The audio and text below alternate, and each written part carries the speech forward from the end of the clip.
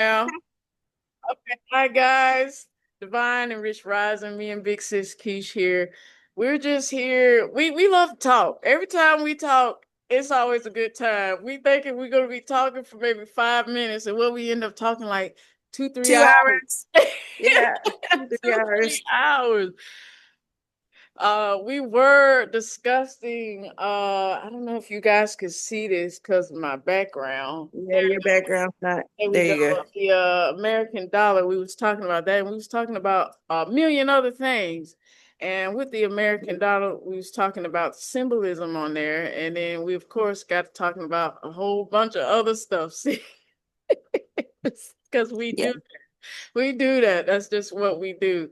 So, we're gonna pick up where we was just talking about. yeah. We're just right now. We're at a point with this YouTube channel and what the message that we're putting out. We're brainstorming. We want to be able to give you great content and also be able to give you a strong message. But sometimes we think the message is From maybe a little too heavy for the situation. So we're working some things out. And there'll be a message in here for everybody because there's a beginning, a middle, and an end to every story.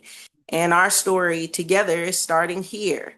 And it's a plethora of knowledge and information and research that we have come together with. We talk about spirituality, we talk about the Black community or the African American community, also, the brown community and foreigners, because we live in one of the most diverse countries in the world, but we can't seem to allow our to set our differences aside.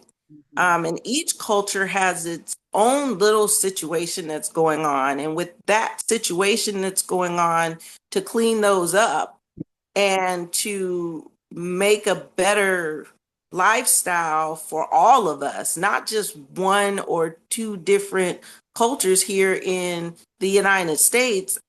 Um, I do believe that we were supposed to have multiple cultures come together in a melting pot where we could set our differences aside and see our similarities.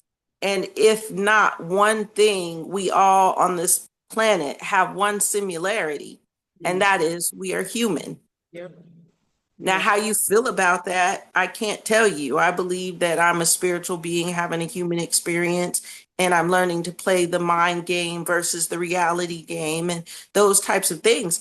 But outside of that, if I look at my sis here and decide she's human. So whatever it is that she believes and how she moves in her life, it's my objective to allow her to do that. Now, whether we agree or disagree on different situations, that's neither here nor there. Nobody should want to impress upon who they are Yeah. on the person that's trying to figure out or find out or be the person that they are. It's okay. Yep. And I think sometimes we have to understand that, but with the history of this country and all the misguidance and misleading information and all the stuff that's out there, how does one find yourself? And I get it. There's a lot of YouTubers and Yeah. TikTokers and Instagrammers, and on all of these different platforms, there's some form of spirituality, religion, or whatever it is you're looking for. And where do I get in and find my niche and understand what it is I'm supposed to understand? Well, what you do is you just circulate all of them until one feels like it feels right for you. Yeah. I like that you said that because I don't know if you remember last Rising when I was saying how some people they will ride with you when you agree with everything that they're saying, but the moment you disagree, they're like, "Oh no, I can't fuck with you because you think differently than me." And I remember saying, I do feel like sometimes that blocks us from building that community. And you had a very well explanation as to saying, no, that's not necessarily it. That just means that person doesn't fit or if that community isn't for them. So we do have a lot of that. So find your community is what we're saying. You're Yeah, not people gonna just have always to Yeah. Find your lane and stay in it. Mhm. Or if you want to maneuver outside of your lane, that's fine. If you don't agree with something, maybe that's not your lane to be in. But also, if somebody doesn't agree with you, understand why they don't agree with you, see the differences. There might be a 6 and a 9 on the ground, but it might be the way you said something that just didn't strike a chord with them. And they might be the puzzle piece that fits. You just have to maneuver it a couple different ways. Or they might just not be on the same wavelength as you, and that's okay. Be okay with that. I mean, if you decide that you want to speak against something that I feel or something that I know, um then that's up to you. It's not supposed to rattle me, because my belief and my understanding is my belief and my understanding. Mhm. And do we all have different situations and different circumstances in different arenas? Yes. We're Mhm. not always going to agree, and that should be okay. Yeah. But a lot of times we don't allow it to be okay. We want to argue our point. Yeah. And so sit your ego down. And I like to tell people that our egos are Aquarius. That's what our ego is. So we're going to sit the ego down, and we're going to say, let this person be human. My only thing is that once I make a statement and tell you, okay, there's a 6 and a 9 on the ground, I understand, I got you. I don't want you to keep hounding me so I can see it your way. Your way is your way, my way is my way. And just like we don't all drive our cars the same way, we don't all operate our lives the same way. The only thing that we want to do is make this life a little bit more comfortable, a little bit more understanding, a lot less negative. Yep. Yep. I share. I shaded that. It was something that I had to say, but I forgot. God, I Wrote forgot. it down. Come on, you know to write I stuff was down. listening. I was listening to you. I was like, dang, that sounds so good. And I forgot it was something I was saying. It's on the tip of my tongue. It's on the tip of my tongue, y'all. Oh my goodness. What can I say to get it off of there and to jog it up into your mental stream? Damn, it was about differences. Yes, yes, guys. Oh my goodness, I forgot. I can't believe I didn't You write it. didn't forget. It's right there. It's not forgotten if it's right there. You just gotta get it from the tip of your tongue to the top of your brain. Get it off. Get it off. There Now, you sis, go. I will say this though. I know because we probably just having a let's just talk moment at this moment. I So mean, being on TikTok, I've noticed there's a lot of videos that I've been seeing about the eldest daughter. And I was like, eldest daughter this, eldest daughter that. And I'm like, what messages am I getting from this? It's talking about how the eldest daughter is the strongest one in the family. And when the eldest daughter has had enough, now the family is scrambling around like, what am I supposed to do? What am I supposed to do? It's basically saying the eldest daughter is the one that you don't want to fuck with. So, what are your takes on an eldest daughter? Because we're both the eldest daughters in our family. So, what is your take on that, sis? so I sit in two different positions when it comes to that. I was raised the oldest daughter on one side, and then I'm the knee baby on the other side, which is the second to the last. Okay. Yeah. But I was raised the oldest. I don't know. I never thought about it. My place is my place. So this is what you'll understand about me is there are some things that I don't really put too much thought in. Hmm. I was born the oldest because that was my position to play in this life. Does it hold some weight? Maybe. It's kind of like the middle daughter or the middle child syndrome. Is there a place for that? Probably. Can we find similarities in those things? We can, because once you believe something, whether it's true or not, once you believe it, you're going to see it. Okay. So Yeah. it's like that. Don't go looking for something you don't want to find, Yeah. because you're going to find it. Once you believe you're going to find it, you're going to find it. Yeah. So my take on being the oldest daughter was that was my position. I was the first, but there was 7.5 years before my sibling came along. So I mean, it just depends. And then each position is a little bit different. You got like me, where I was the only child, Yeah. and then for a long time. And then you have some people who are never really the only child in their memory. Gotcha. So, Yeah, that makes I think all of these situations take are relevant. Now, are there some similarities where the oldest child is going to be the one that has the most pressure put upon them? Maybe. Depends on your parents. Depends on the lifestyle you grew up in. I don't think that's just a one pinpoint type situation in my understanding. Yeah, yeah. Yeah. So never thought about it. I really didn't. I am who I am because that's who I am. You got it. Well, I saw these because I was like, I kind of resonate with them because I am the eldest daughter, and some of the stuff that they were talking about, I was like, yeah, I did have to grow up fast. You know, I was like my sister's second mom. You know, I was the example. You know, she looks up to me and all this type of stuff, and I was like, so this is what everybody else is feeling too. It wasn't just me.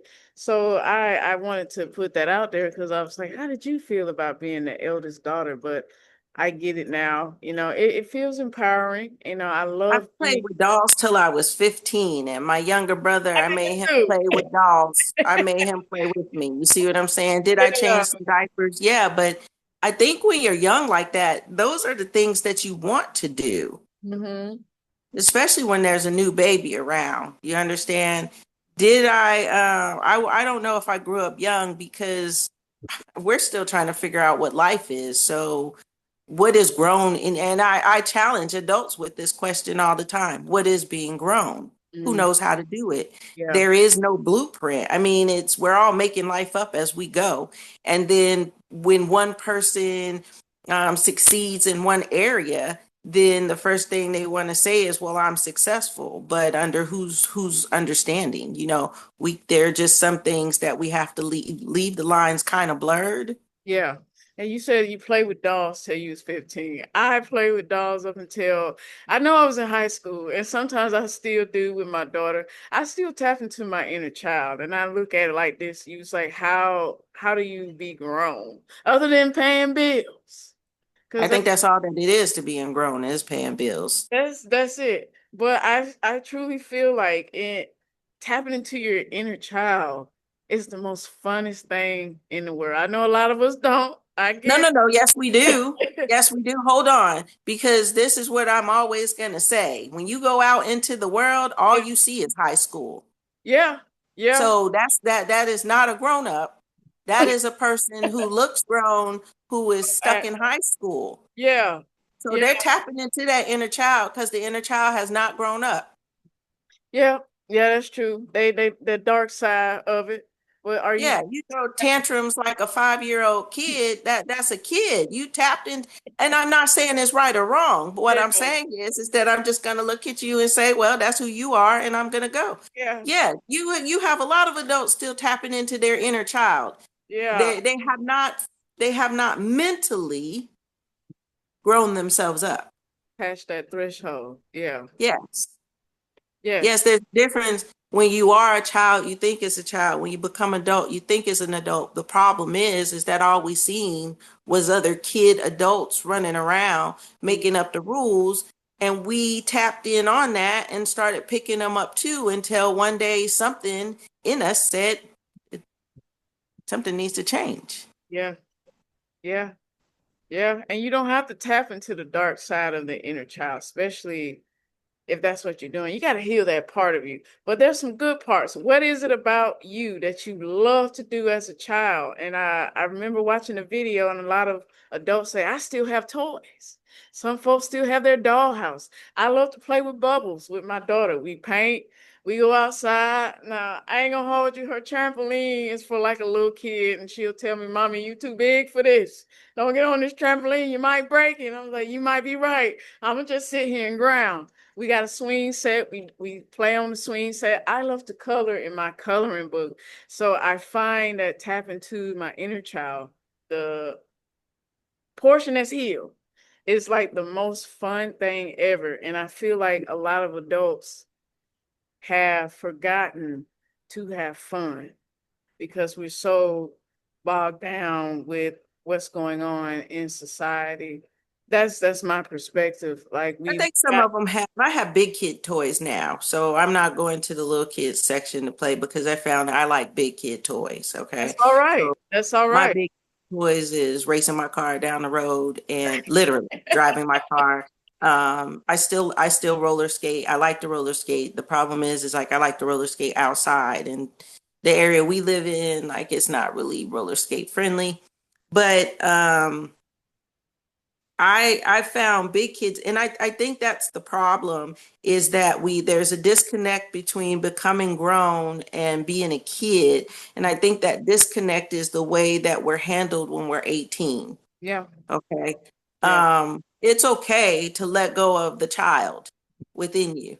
What you should do is find, okay, if you're not a person that, still wants to play with toys and this and that and the other, find the thrill in the things that you did then, but grow them up. So like I did cooking and this and that and other when I was a kid. I like to cook. I like to barbecue.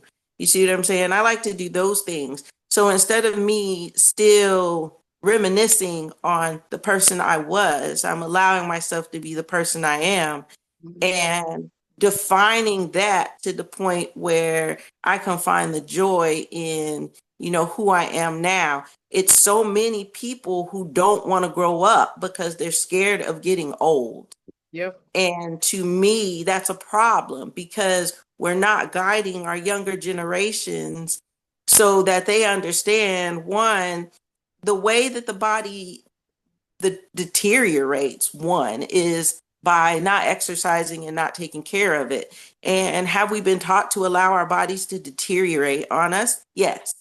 For the simple fact is that we stopped eating the food that the land provided for us, and we started allowing society to tell us quick meals here. So what we're going to do is we're going to create this big box type situation, run all these microwaves through it, cook it, and put a what they call a TV dinner in there. yeah, And we've taken away from actually cooking and putting our love in our food, so to put the love back into our families, because we didn't know that water held memory. So why do we pray over our food? Most people just do it because they're told to do it, or because the Bible said do it.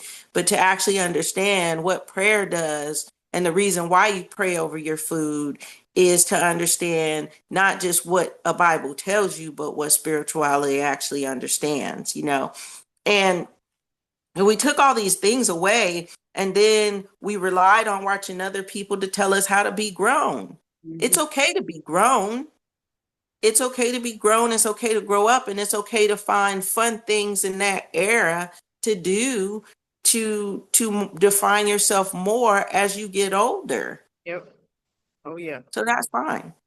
I have a question on symbolism. I'm gonna get back to that because it's gonna go Okay. right into our book. But I have witnessed growing up a lot of kids, well now adults, they would say that their parents either put them out the house at a very young age, like 17, 18, and stuff like that. And just listening to them talk about how they weren't necessarily ready to go, but they had to go and they had to figure it out at that young age. Do you feel, sis, that like we were saying earlier, some people haven't grown up, they just grown kids. Do you feel that could have contribute to that? Because my mom was always the type of mom, even to this day, she says, no matter how old we get, you always have a place to go. I'm not just gonna kick you out like that. You always have a place to go. So what are your thoughts on that? Um,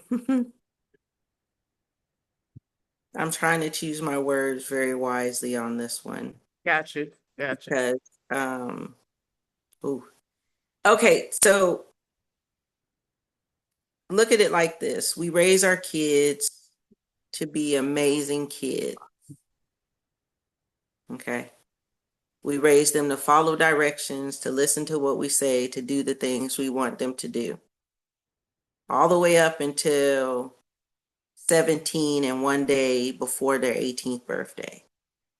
And then at 18, or the day of graduation, we Hmm. want to relinquish all of our, Parent, um, parent. and I'm going to say it works in two different ways. Uh-oh, babies get kicked out quicker. And why do you think that is, sis?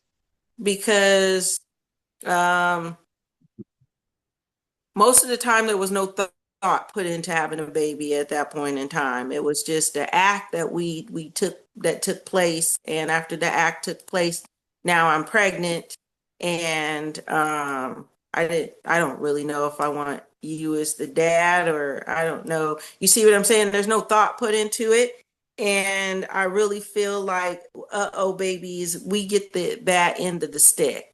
Um, there's no preparation, there's no thought for us. At this point, it's I'm pregnant, I got to do everything I can to get ready to have this baby. Okay. Then after you have the baby, which getting prepared to have the baby is one learning experience, Yeah. then having the baby is another learning experience. And that whole journey is a whole learning experience for the parent.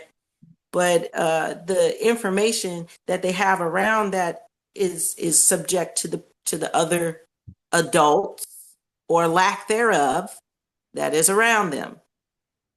Mm. Okay. So all I have to do is provide for this child until they're 18 years old. And then when they're 18, they're out. Now, during that 18 years, you probably got the mom and the dad fussing and fighting. Remember, I'm talking about uh-oh babies. So let's keep it there first. Um, you probably got the mom and dad fighting about money, Mhm. child support, all of these things that to me are, in my understanding, a little bit irrelevant. Nobody's focused on the child. And then when they do focus on the child, it's still for some type of progression in themselves. And then they say it's for the child. You see what I'm saying? So now Like the you child is using the a crutch. child as a tool, is what Yes. you're saying? Okay. Yeah. So using the child as a crutch or a tool, however you want to put it, and then by the time the child is 18, they got nothing out of it. Now, there's always exceptions to the rule, so let's understand that before people be like, well, there are always exceptions to the rule, but this is to me, the extreme case. At 18, it's time for you to go. Right. I want my own life. I want to do my own thing. I'm tired of taking care of you. These types of things. And I've heard adults or the lack thereof say, as long as you're living and you have a place to stay and this and that and other, but then at what condition does that come at? Right. Right. You see what I'm saying? Yeah, that's a touchy situation for me because one, I'm not really willing to put my whole life out here into the public because if you really think about it, I'm one person. Okay. And I've been through my own fair share of things, but we also have to think about what the other person who put you through those things has been through, the knowledge that they had or the lack thereof, what they seen their parents do, what they didn't see their parents do, and what happened in their decision making between doing these things. You see what I'm saying? Right. So I could piece together my own story, put it together, and tell you how it looks. Will it be accurate? Probably not, because I'm only one person looking on the inside of another person's life. You Yeah. see? Yeah. Yeah. Kind of like what I was telling you, I had to take myself out of the daughter's shoes and put myself in my mother's shoes and my father's shoes and just stand there and say, okay, how was life for them at the age I'm in now? For me Hmm. to have some understanding as to why did they make the decisions they made? Why did they think this decision was better than that decision? So would I say I fully healed from the whole daddy thing? I'm gonna be honest, no, I haven't. I made peace with it because I can't force my parents to tell me what was going on. It's not my place. They have to be ready to do that. And I have to understand that as their daughter. And for me to be able to stand in their shoes, I was able to do that and make peace with it. And I do know later on down the line, I will get the questions, get the answers to my questions answered. Just it's not the right time at this moment. So I can definitely understand that. For people like me, um, I don't need answers. I don't I don't need to understand what they went through. They need to understand what they went through. You see Right. what I'm saying? Right, because it was their journey. The life that I signed up for is the life that I received. right, Everything that my parents did or didn't do was supposed to happen that way for me to be able to do the things yeah, I did. I was in your shoes where I was trying to figure it out, figure out why this, why that, why the other. And then it came to me, I don't need to know why right, because I don't want to fill their shoes. right, And when I say that, I'm not trying to be disruptive or mean or anything like that. I really don't want to walk that journey because you never know what trials and tribulations mhm, they had to go through. I don't want to walk their journey. My journey has been tough enough for me. You right, see what I'm saying? right, And I don't want to put anything else. So what I've said is that I've looked at it this way through a lot of understanding and a lot of things that resonate with me. There was a spiritual contract that was there. That's fine. mhm, Um, there are things that they had to put me through so I could be the person I am. I'm okay with that. When you realize that a person is who they are and they're either never going to change, too old to change because they've told themselves all these other programming things, you right, have to let them just be and decide that I'm going to walk in my life the way I want to be. right, So, um, I I have enough in my life to dissect myself about than to try to dissect somebody else. So I allow them to be who they are. Am I broken in any way? I don't think I'm broken and I don't think I need to heal, but what I do need to do is understand myself and allow myself to move from that way to another. And right, I think because we're so taught, we're taught that um, we have to always be worried about other people before we worry about ourselves. right, I learned to worry about self first and let other people worry about themselves. right, So if you harm me, I'm going to take myself out of harm's way. But I can forgive you. And I'm very forgiving. I'll forgive somebody like 5 minutes after something's happened. That doesn't mean that I forgot. It means that I'm playing it over and over in my head. I'm just not going to allow that to affect and control what's going on in my life. right, right. That Yeah. makes sense. That makes sense. And I still on my healing journey for that for little Jacqueline. It's more so the daddy aspect because I haven't spoken to him at all.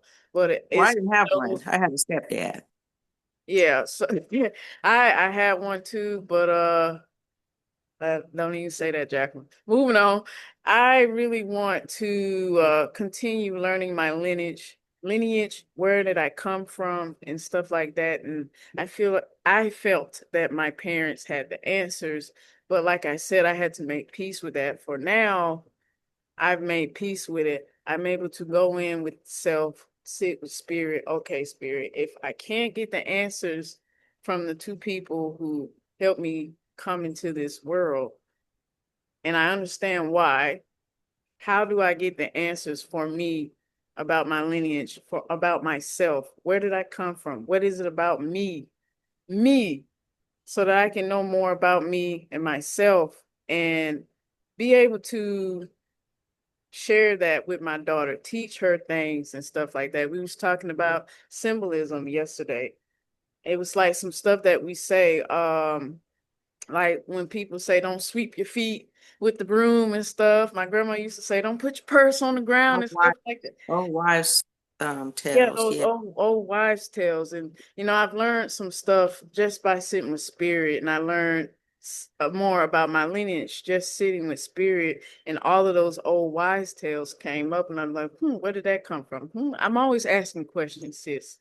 And in the beginning, I felt my questions, I need to be asking them because they're my parents. And like you said just a few minutes ago, you sat pretty much sat self. You learned about self, and that's what I'm doing at this moment, continuing to learn about myself without interfering with my parents, if that makes sense. I'm doing it by myself, but with spirit. I don't want to say by myself because I'm not by myself. I have spirit to guide me and stuff like that. So that's where I'm coming from on my aspect. But little Jacqueline, I have to sit her down and let Big Jacqueline explain to her what's going on. This is what happened. This is who we are. And we're okay. And we're okay. So that's where that was coming from. I'm gonna get off that subject. My throat getting a little choked up a little bit. I'm gonna get off that subject. I mean, no, for the people who feel like that's what they need to do, then that's, then you need to do that. I've sat with self, um,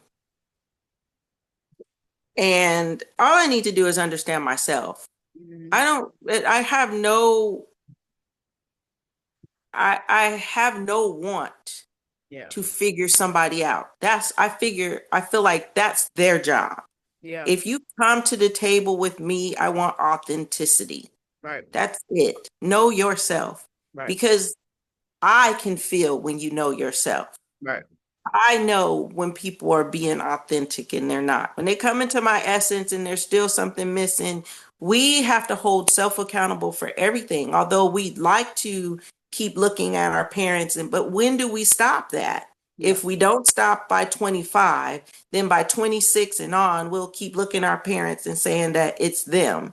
yeah, Our parents did what they were supposed to do, and how we got here was how we got here. yeah, And at one point in time, you've got to say, when do I stop trying to control others and just control myself? yeah. That's true. So, I'm always the one that says, and I know there's stuff out there that says, heal the inner child, this or that or the other. And I'm a firm believer for the ones who went through some really drastic childhoods. Um, the question why does not always get resolved when you're dealing with that type of thing.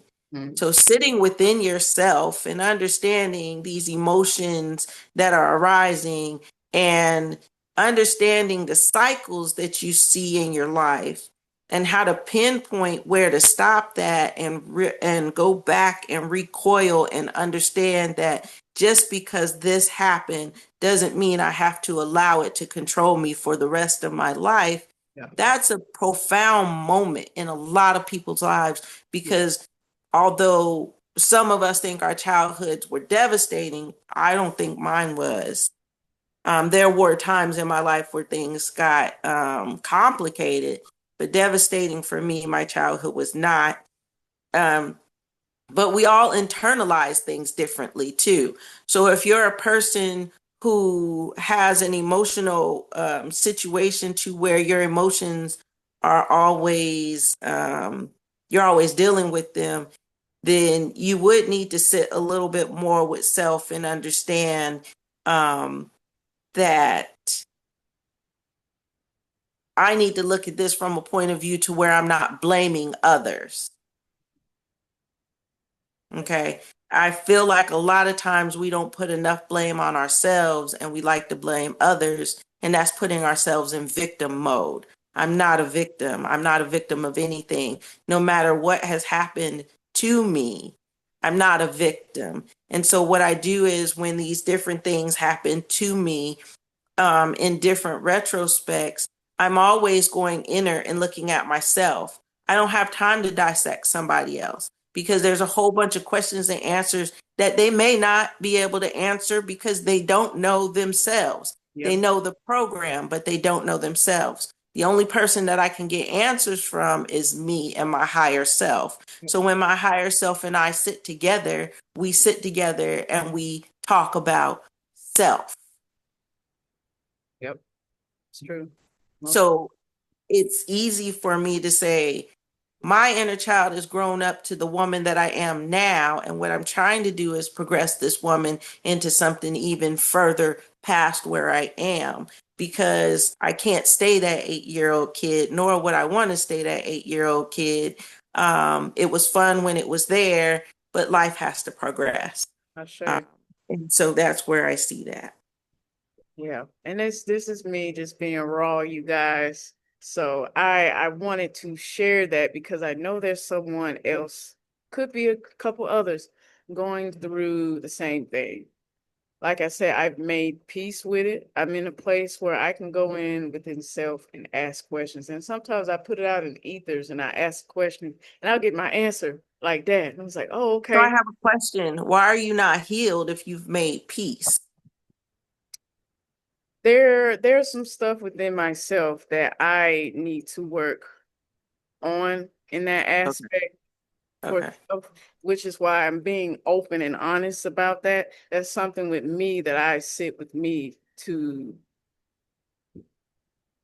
heal myself in that aspect. So Uh, if that makes sense. So that's a journey that I'm still, yeah, it's your journey. Like I said, I'm not. yeah, So always understand that me here, I mean, that it's not for me. If I want to figure somebody out, I could say I play the game with myself and be like, what's this? What's that? What's the other? At yeah, the end of the day, it's never about them. yeah, yeah, It's about me. right, If I'm going to sit up and ask myself questions about you, I'm asking myself questions about why am I worried? Or right, why am I asking these questions? You see right, what I'm saying? Because it is my world is about me. right. And It's I want other people's world to be about them, but not so diluted to where they start trying to put them onto me. right, Okay. right. Um, so that's just I just yeah, because being human is not really my thing. Goodness. Yeah, yeah, It's yeah, not my jam. I am not an earthly being. I'm just here. yeah. It This suit makes gets sense. heavy. And like us with conscious talk, we wanted to be raw and stuff. And this is just me being raw and letting, the audience know, I'm still on this journey too. And I'm being honest here, the best way I can be. And have I gotten to a place where I'm okay more so now? Yes, I have.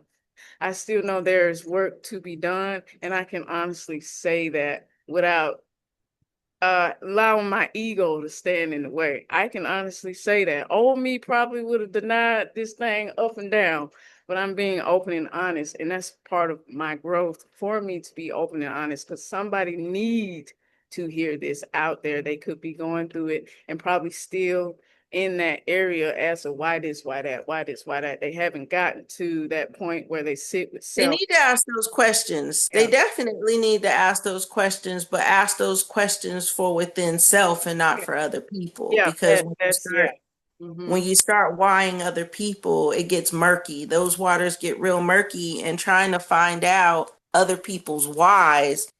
Once again, I'm always going to say, if you want to know somebody's why, you better make sure they know who they are first, because the why is going to change until they actually know who self is. And so that's why I, I'm not going to get on the phone with somebody and be like, why did you do this? Because the reason why they did it, they might not be able to explain it. So it's not and it's not that they're trying to be, rude, mean, or anything else. I feel like sometimes people don't know why they do things. They just do it because that's what they seen, that's what they thought they were supposed to do, this or that or the other. For the ones that do know why they did it, they may not want to tell you because, so I'm trying to think about your feelings, or I'm trying to this, or I'm trying to that, I'm trying to other.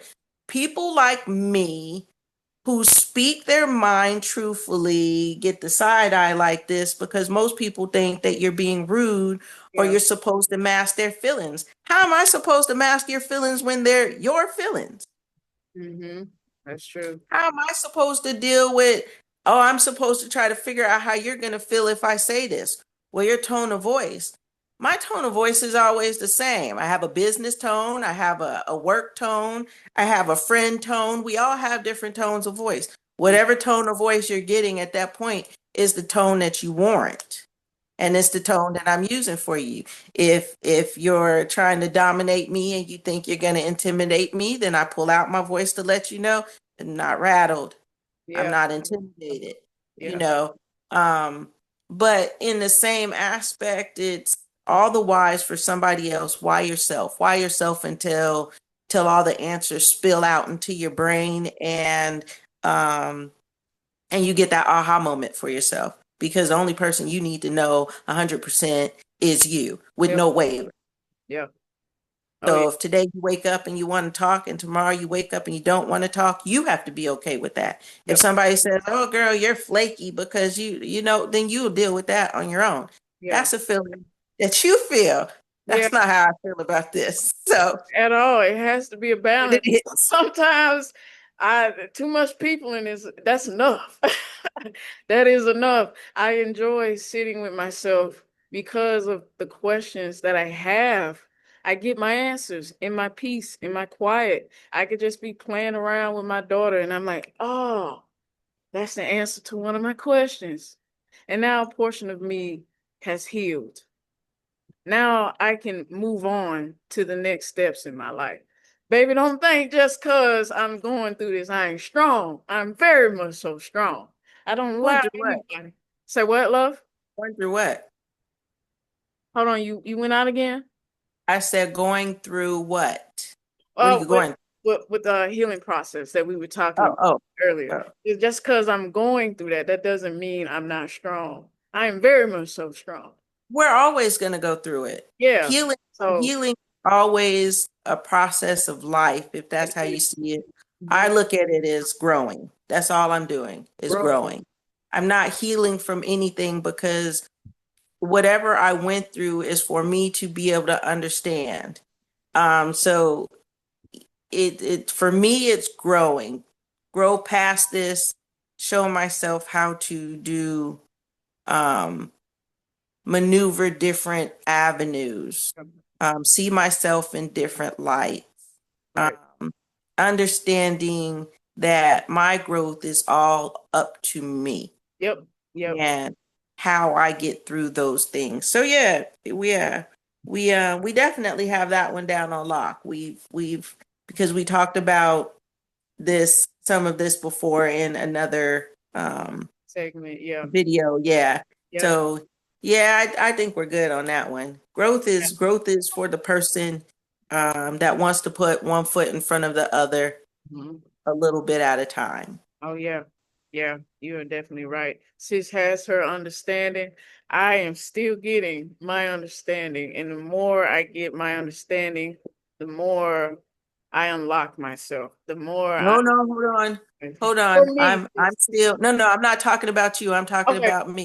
No, I'm still always getting information and Okay. always still that does not I I stop. I Never. interpret that wrong then because I heard you say you have your understanding, so that's why I was like, okay, sis has her understanding. I'm still getting my understandings. No, we're gonna always get it because this is a journey of life, and life is always developing a new version of you every day, every week, every month. And so you have what I have. We just have different portions of it. You see what I'm saying? We're on this journey at the same time, although there's our age difference, but outside of that, what is age really? You see what I'm saying? have i been through have I been through more? I won't say that. I won't say I've been through more. Have I been through some different things? I will say, yeah, probably. We Yeah. might have some things that are the same and some things that are different, but you're getting your information for you, and Mhm. I'm getting my information for me. And as we collect that information, we just keep moving. Yeah. So I don't have anything that I'm not getting. Got you. Got you. My bad. Sorry. No, you're good. You're good. We're still on. I see us as we're on the same level perspectively. You see what I'm saying? Even if I was 80 years old, I should still see myself where you are. Right. You see what I'm saying? There's no above, below. We're side by side. And as much as you're searching for yourself and trying to get the information that you're getting, I'm doing the same. Now, I might have some information for me that you don't have yet, Right. but that's also the same for you. You might have information for you that I don't have yet, but Right. that's just because our journeys on the roads that we're on are just a little bit different. You know what I'm saying? We're not on the same pathway. Yeah, that's just like in the movie Jumanji, how they all had to work together to finish the game, but their paths were different. They still doing the Yes. same, playing the same game on the same journey, but it looked different in everybody's perspective. So yeah. Yes. So that's what I'm saying. And that's how we should all look at it. That should be how we come together as a community. It's, does this person know themselves well enough for me to be able to trust this person in my community? Right. Because that's how I see things to be. If I go and knock on this person's door today and ask them, for some eggs, will it be okay for me to do this? Or are they going to look at me like, why are you knocking on my door? Right. Our communities have gotten to a point where we're so negative about the things because we watch all this negative stuff on TV, starting with the news and all of that. We're scared to open our doors. Yeah. But this is the funny thing. The person who doesn't open their door is the person who always needs the other person to open their door when they need him. Okay. I like how you said that. What was that yesterday? You said, hold on, sis, I wrote it down. You said regroup, regrip, and reposition. I wrote Yeah. that. Oh, wait. That's for something totally different. We'll Yeah. get to that one. We'll We get figured to it that out. I one. just thought I put that out there. That was a good thing that she said right there. But it's true. If I don't open my door today for the person who knocks on it out of fear, then I'm going to tell you what that tells you. One, you don't trust in your creator. Mm-hmm. And two, you're not opening your door. Now, look, we're not talking about dark 30 at night. Yeah, got you. Okay. I'm Yeah. not saying be stupid, but you're not opening your door, and one day that might be you. Mm-hmm. Okay. Knocking on somebody's door because you need something. Mm-hmm. And they say they don't open the door and you fall out. Why don't they open the door? I need blah, blah, blah. But you have to remember, there was a time where you didn't open the door. Mm-hmm. So we can't expect others to be different, so much different than we are. I'll show you. Yeah. We cannot. Do you think people So lack go ahead. empathy and compassion in that aspect, sis? Do I think they lack empathy and compassion Yeah, in that aspect, like, cause it's for opening the door? yeah, I think it's a lack of understanding. And the reason why I say that is because if you go up to most people here and you ask them what do they believe in, what are they going to say? I believe in God. mm-hmm. But do you really? I'll show you. There, there are two strong faiths that we all know that we're going to go through. We took our first breath and when we take our last. Okay. Everything in between is whatever you make it out to be. But understand that we're not all too far fetched. Yeah. But we try to make ourselves like we're better than the other person by putting ourselves on podiums and, looking down because of certain situations. But your day gets to come just like everybody's day gets to come. Right. And so when I say misunderstood, one, maybe they don't want to get up and open the door. Maybe they're looking like I don't like yesterday. I do want to share this story because it I think it'll probably fit with what we're talking about now. Go ahead. So our front, huh? I said, go ahead, share it. Oh, so our front yard needed the grass to be cut. And so I was under the impression that the lawn man was going to come and cut the grass. And so I was like, okay, that's fine. And so today is what? Wednesday. So I thought they would be here by Monday to get the grass cut or the end of last week, and they didn't. And so I'm still looking around and I'm looking around, and still no grass cut. So on Monday, as I was doing my morning walk, I said, this grass needs to be cut. And how am I going to get this grass cut? Because I'm tired of looking at it. And yesterday, so a while ago, this gentleman had came to the door, knocked on the door, and he was trying to, let us know he had a small business that he was trying to start up and this and that and other. And I didn't need his services then. So when he came, let's put it like this. When I said the grass needed to be cut on Monday, You showed up. Tuesday, he showed up. And when he knocked on the door, I had that moment where, do I really want to just, because we get a lot of solicitors. And so it's a lot of people selling a lot of stuff and door-to-door salesmen and this and that and other. And so I'm sitting here and I'm like, but I always answer the door. Yeah. Okay. I might, whatever I tell you is what I tell you. But I always answer the door. And one guy thanked me for that because he was like, I'm just looking for a nice neighbor to open their door. And I said, okay, sweetheart, what do you need? Yeah. And he was selling something. And I just told him, basically, I'm not interested. But I realized at that moment how many people answer the door and how many answer the door rude. Because most of the time, I want to answer the door in a rude like manner. But it depends on how they ring the doorbell or how they knock on the door. Okay. Yeah. Because I don't feel like you should be flamboyant with how you're displaying yourself outside of my door. Right. So, Right. but anyway, so the gentleman came yesterday, knocked on the door, and when I opened the door, I was like, "Thank you." And he said, "Do you remember me?" I said, "Yes, I do."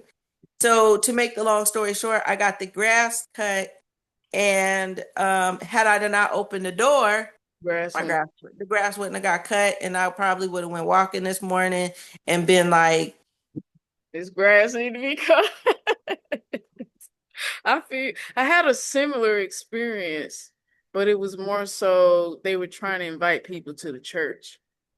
And I don't go to church. I am the church. But I still answered the door and I let him know that. And the dude says, "Thank you for at least answering the door." And when you said that, I was like, dang, I never thought about how many people actually answered the door for the guy because it was hot outside. So yeah, I, the fact that he said that, I was like, oh my goodness, I think another thing too is check your time of day. yeah. Just because there's cars out there don't mean there's somebody in the house. Oh yeah. Yeah. Some And of them that's knock on that another door at thing seven at, that at we 7 at don't, night. They you come. know, well, if you're coming at 7 at night, are we eating dinner? Are we in the bed sleep? If you're moving around between the hours of 9 and 4, there might not be nobody home, especially in the area we live in. Yeah. So I don't think so. I get it. Some jobs say, hey, go out there, knock on the door. Somebody's going to be home. Know your area. Yeah. That's true. Because on the street that I live on, it might be one or two people at home during the day. Maybe, Mm-hmm.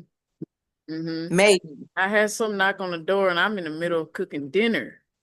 And then some knocked on the door. I'm like, we getting ready to go to bed. Yeah. Well, see, I haven't had it that late because I think I'll look at people like, why are you knocking on the door this late? Yeah. And I was just like, I'm sorry, love. We going to bed, or I'm cooking dinner and stuff like that. Oh, I just wanted to say I get it, love. But I, Right now, it's not the time that and I got food on the stove. You just want my food to burn. I mean, and I think that sometimes we should understand, yes, I am an individual. Yes, I am going to think about myself. But if somebody says, I'm cooking right now, yeah. my stove is on, just Mm, me taking the time at the door to I'm talk to you is risking my food. yeah, in the house. You know what I'm saying? So I think sometimes we should be able to put ourselves in a person's shoes for 5 seconds to understand if it was me on the other side of that, would I want that? But we don't. We prioritize our money and our jobs and we put it before anything. And that's exactly why we're in the situation we're in now. Somebody was able to program us to put that first because money is what everybody's trying to get their hands on because how do we live without money? Yeah, Oh my gosh, the world will fall apart if we live without money. it really won't, but It yeah. won't. Because, I mean, and this is why I'm sitting here thinking to myself, Why is money so important when we can actually live without money? We definitely can. We We, can live without it. I get it. The society that we live in right now has money wrapped up in everything. But what happens if we gave all the banks the money back and told them, you pay my bills? Because the question that I posed is once again, when they so-called raised the minimum wage to $15, they raised everything they else. raised everything else. Yeah. So it's never, so society keeps us at a head above water I knew you situation, were gonna do that. Yeah. head above water Yeah. situation, head above water situation. Even in your higher echelon money situations, because I've been studying people that actually have buku money, their problems still look the same. The only thing is that where we're trying to figure out our lives, they're trying to figure out how to keep their money. And it just, anyways, that's neither here nor there right now. But they raised the so-called minimum wage to $15, and no sooner did they raise it to $15, did they raise everything else up here. So now $15 is not enough. And I don't even feel like I know the reason why they do it. It's to, one, keep us trapped in a job that keeps us trapped in a cycle. Keep us working. How do we get out of this cycle? Yes. Yes, people. Yes. How do we get out of this cycle called money trap? The money trap.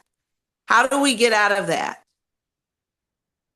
Because money has us trapped in a poverty versus middle class versus high middle class versus higher or low upper class and on up. It puts us in different playing fields. So this is where I don't care about the people at the top, okay? That's not my worry at all.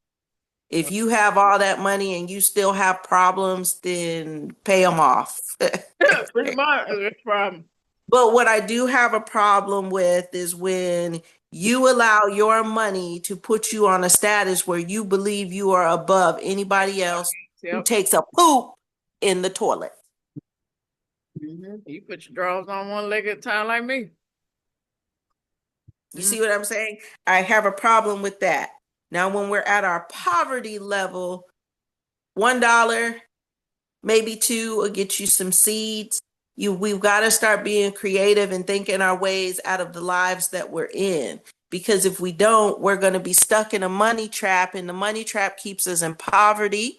The money trap keeps us divided. The money trap keeps us looking at each other with side eyes. Yeah. Money's got people stealing. Yeah. Money's got people killing. Money's got people doing crazy things that the people at the top, they deal with it on a different understanding. If you have enough money where you can buy people and make them do things that you know is against moral situations, then is it the person that you're paying that have no morals, or is it you for paying them for doing it? Because you can ask people all the time, if I give you $1 million, what would you do? And some people go to the extremes. Anything for it. Yes. Yes. And my mind was saying maybe both of them don't have no morals. You're right. You're right. I'll do anything for a little bit of money. You'll sell your soul. Most people do. They will say. So the logical answer is no, I will not. But the reality is they do all the time. They do. Yeah. This takes back a story that I want to share. A friend of mine, I remember she's a Jamaican friend of mine. Mhm. And, I guess her cousin wanted a green card, and she was like, hey sis, what if I get you 10 bands right now? And I looked at her, I was like, for what? Where is this going? What do you want me to do? She's like, I just need you to marry my cousin so he can get his green card. I was like, yeah, no, I'm good.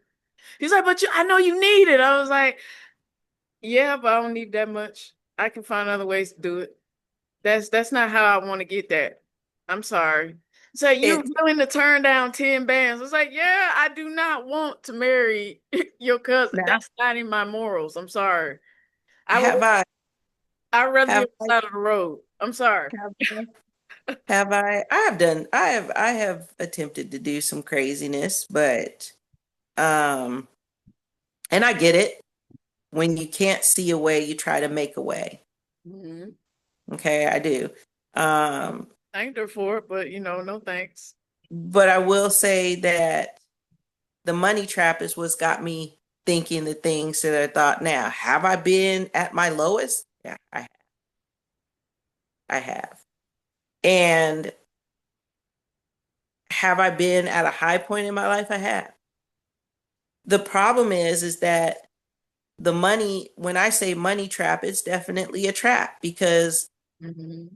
they want you to work but not show off your skill.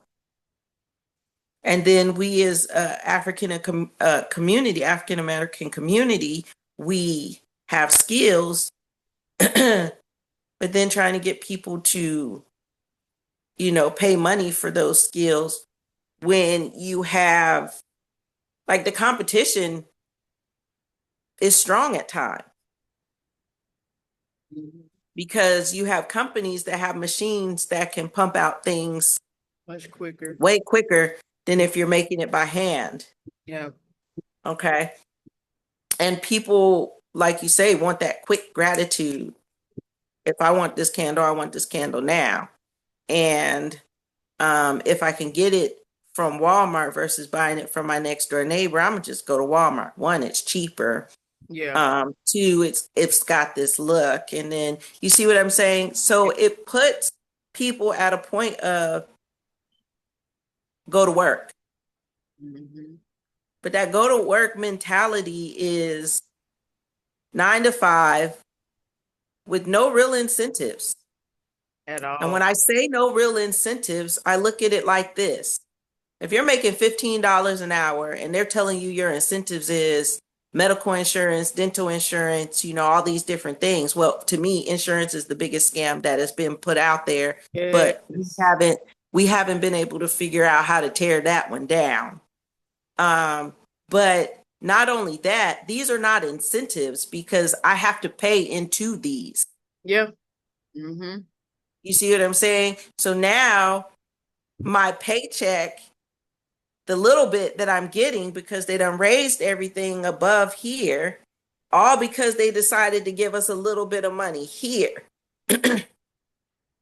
And on top of that, now I'm paying into all these insurances that come with co-payments. There you go. So I'm paying hundreds and hundreds and hundreds of dollars to have insurance because it's mandatory to have. On top of Oh, now I can't eat, I can't survive, I can't live, I can't that. But what I don't understand is when I pay into this insurance and I call them and I say I need to do this, now you're asking me for more money. mhm. And then you're telling me that if I go to somebody that has medical or knowledge with herbal remedies, that's not medical, that's not this, that's not that. You need to go have a doctor shove all these pills down your throat, but those pills actually came from a natural source that you spliced and spliced and spliced and spliced and Yep. spliced. Yep. And you put a little bit of this in it that will actually heal the body, but you're not trying to heal the body. You're trying to keep me in the state of paying more money and more money and more money into these situations. And nobody's asking the question as to why are we paying all this daggum money back to the government for insurance? We pay taxes. We have to have insurance because if we don't have insurance, well, what if? We didn't What have if you get sick? There COVID. is no what if we get sick. Working a 9 to 5, it's already been factored in. We are going to get sick. My thing is, do y'all believe that you can heal yourself? Do you have full belief that your body can heal yourself? Because it can. So I'm going to ask you this question behind that question. How do we know that our body is going to heal ourselves if that's not something we've been taught? Well, we don't. Well, Right, we would have to learn that. right. So, but it's a question that's been posed, and most people take the time to look into it before we go further into it. But um, we don't know. But what we do know is if I'm talking to a community of people who access religious understandings, because I do a little bit of both, um, it's already been told if people were living for 7, 8, 900 years back in the Babylon days and Yeah. before, why were they living so long and what were they doing? Well, Yeah. let's put it like this. They weren't sitting in front of a TV for hours. They were outside. The body is a machine. Yeah. The Hmm. body was not meant to die, not as soon as we wanted. The body, I mean, you don't hear about too many people dying in the Bible in certain ways. You see what I'm saying? Even when Jesus lapsed on the cross, Hmm. you see what I'm saying? He still came back to complete out his journey, his ascension process, if that's what you will. Yeah. Um, so when we talk about some of these, we have to look deeper into who we are, who we were, and who we're supposed to be. Hmm. Why were shoes invented? Why were a lot of the things invented that didn't need to be, or they found some purpose? Oh, we're cutting up our feet. We don't want to cut up our feet anymore. First thing, first thing I remember when I was told about not wearing shoes outside was worms. Same thing. Ringworms and all that type of stuff. Yep. Ringworms is a fungus, Yeah. but they're talking about actual worms. You know, worms, they get you, they do this, they do that, worms. They keep you from eating. If you have worms in your stomach, you got it this way or that way or the other way. Um, we really need to start dissecting some of the things that we have been programmed to understand. And it doesn't have to be on an understanding of changing it. It just has to be on the understanding of why was all of this put into position. Money, money. And it's not the root of all evil. It was used for evil. Okay. Because one person figured out if I have all the money, then I have power. Because all I have to do is buy my way out of these situations. But if we negate money, take away money, the weak man has nothing. But right now, the weak man has everything. And it's been a way for the weak to keep down the strong because the strong has allowed themselves to be weakened by those that dominate the money understanding. That's true, sis. That's kind of going into what we were talking about, the symbolism on the dollar bill. And I was reading this book that I showed you guys earlier. Now, it didn't get into much depth about the ancestry stuff that you were telling me about, sis, but it did share the different symbolisms on it, what it meant, the numbers, everything. It was talking about that. And pretty much from what I understood, to sum it all up, the money was the new world order. It was the new way of how civilization was going to look. You know, we were, Colonization. yeah, colonization, taking people away from their natural source, which is nature, and putting their focus on this piece of paper and giving it the power that it is. So I was like, man, they tell you this all the time, even on the dollar, but because we don't know or we're not programmed to know, we won't ever fully understand the true meanings that's on there. I just think nobody really ever questioned the what does this world look like without a form of money? Even in the Bitcoin and the computer sense of it. Mm, Um, what does it look like without money? What does it look like if we give the rich all the money and tell them, there, it's yours. Mhm. You see what I'm saying? What does that look like? Yeah. Because if we don't spend the money and we don't circulate the money, then we put the control back in our hands. And now we have, because if at the top where most of the money sits, that's about 1% Mhm. of the population. If they have all the money at the 1%, what does it look like down here for us? Okay. And then we say, well, it looks like some of your third world countries. No, because we can clean those up. Like I said, just because we live in a situation where we don't have a whole bunch of material does not mean we have to look like it's poor. Yeah, Yeah. you might come in the house and it might be empty or it might not have a lot, but it has love, it has character, it has understanding of self, and it has a lot of nurturing to say that I don't need what does not no longer serve me. Mhm. Money is a tool, but I don't serve money. Ashe, sis. What do we need to survive? We know we need to eat, but for how often? Because we've been programmed that we're supposed to eat 3 times a day and the meals should be, this or that or the other. But look how many obese people we have in our communities because of overeating situations. That and Um, this too. Very wasteful. very, very wasteful. And then these big companies have structure on, we can throw all this food away. We cannot give it to the homeless. And then that Why? back to the story I was telling you when I worked at Olive Garden and how it was so much food left. My heart was in the right place far as wanting to feed the homeless, which was my perspective. But I get it. They don't want anybody to get sick. But I looked at it as we're wasting a lot of food. So you don't want anybody to get sick, but they're still going to go and get that food from wherever they can. And if Yeah, that is a trash can or something a like this or that. that or the other, Yeah. they're still going to get that food and they might even still get sick. You just don't want to be liable for the situation because once again, you're scared they're going to come for your money. So we guard money.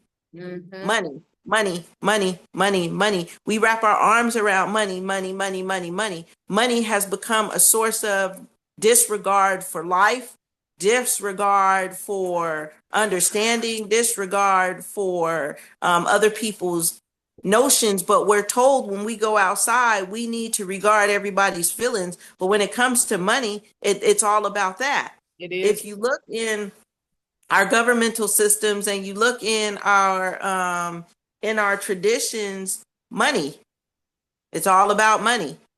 What is when all when about the Benjamins, baby? Is it what they say in the song? money, and I'm not saying money is evil, but the way we use it can be, and Yeah. the way that the top echelon people use it can be. Like when I watch people talking about that case that was all over the place for a moment in time, I will say that, what's that?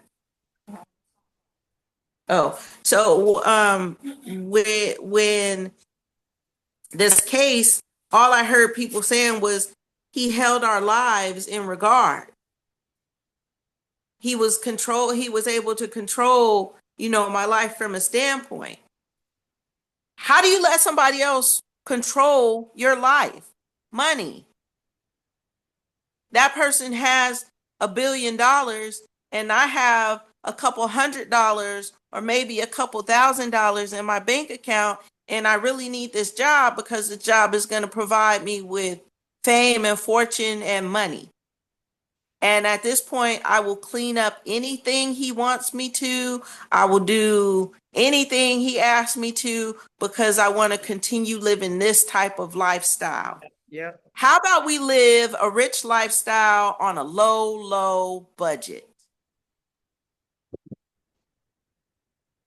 You don't want to do that. And people say it's not possible. It very much is. Okay. So let's talk about how the possibilities happen. We don't need the latest clothes. Why? Because who's looking at you in the latest clothes? And say you go out to the party in the latest clothes. People are going to say you look nice until the next person and the new latest new comes in, and now they have the latest new on, and they've disregarded what you have on. Yeah. And so I'm gonna give you 5 minutes, okay? Because I was gonna say for 5 seconds, but for 5 minutes, people are, oh, she looks nice, Yeah. okay? And then after that, you're gonna go hang that stuff up, and that's it. And you, Nobody's talking about, this or that or the other. The new hairstyle. I get it. If you're doing it for you, you're doing it for you.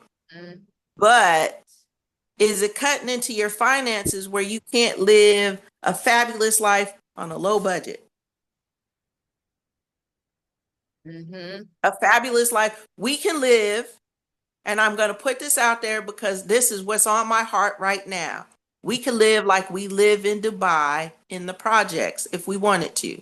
And But let me clarify, not spending the type of money they're spending, but having the type of close knit neatness. All we have to do is just let's take one day out of the week and say it's a week that we're going to clean this up. Or we could live in a trailer park. Let's take one day where we go out and we clean up whatever doesn't look right. Just because we are low budget doesn't mean that we have to be low maintenance. yeah, it takes accountability too, sis. That's a word that a lot of people don't seem to do. You see what I'm saying? A woman who is secure with herself, she doesn't have to wear the tight clothes and walk out the house and try to get the attention. Yeah, that's true. Well, and then most people would say, well, how do we know you're available? All you have to do is you ask. Just ask. That's it. You see, you ask. But we don't have to be on display. And I feel like that's something that we have lost, is we've lost respect for self in some manners. We feel like as women, yeah, we should be able to do what we want to do. We should be able to, as each woman filling herself out, she should be able to be the siren if she wants to. But then don't disregard the woman who doesn't feel like she wants to do. That's a high maintenance level of a job. Mm-hmm. Yeah, I'll share. To be high maintenance, to be a siren, that's high maintenance. Yes. Yes. And to me, it's a lot. And although you're high maintenance in life, are you treating yourself high maintenance in your life? I was just about to say that. What's going on in here? Yeah. Yeah, Is it because I tend to find that the beautiful women on the outside are fighting all kinds of demons on the inside. Why not let down the facade of being high maintenance and be self on the inside? And if that means taking a year of wearing sweatpants and t-shirts and scarves on your head, and allowing you to sit and bask in your natural beauty, to understand that, that's fine. And it's okay. That's fine. You may lose some people like, oh, that's the real you. That's okay. They weren't meant for you. Yeah. I mean, it is what it is. But what we need to do is we need to find not only community, but sense of self, and sit and talk about our insecurities and being able to sit with self and define your insecurities. Do we all have them? Yeah, we have them. You're human. Do we have to put them on display? I'm not asking you to put your insecurities on display for nobody but yourself. That is for you. Yeah, most definitely. But we can live a life on a lower level and say, okay, say we have row houses, right? And all of us, we're in a life where we're sink and swim. So we keep bobbing. You see what I'm saying? How do we keep from bobbing? Well, we do know, depending on how many kids we have, we need to have food on the table. Okay. So that means that maybe your kids are eating ramen noodles or banana mayonnaise sandwiches or banana peanut butter sandwiches, and this is their daily meal every day. They're eating whatever they can get. Take some time to think about growing some food. And I could hear it all now. I don't have time for that. Oh, that takes too much work. Oh, this, oh, that, oh, the other. But think about how much energy you exude trying to make sure that your kids have food on the table and that you're well fit at the same time. Yep, it's good for your health. Prioritize your priorities. That's You true. know, not all of us are able to wear Louis Vuitton, and that's okay. Not all of us are able to carry Chanel and Birkin. That's okay. That's not a level of life we should be living up to, for the simple fact is that it looks like glitz and glam on the outside, but their struggles are the same. Mm-hmm. You know, when we talk about like Halle Berry and all these people, do their relationships look realistic? Or does it look like it's a contract that they wrote up and said, we're going to make this much money with these two people being together? It looks great. Mm-hmm. And they're going to eat it up.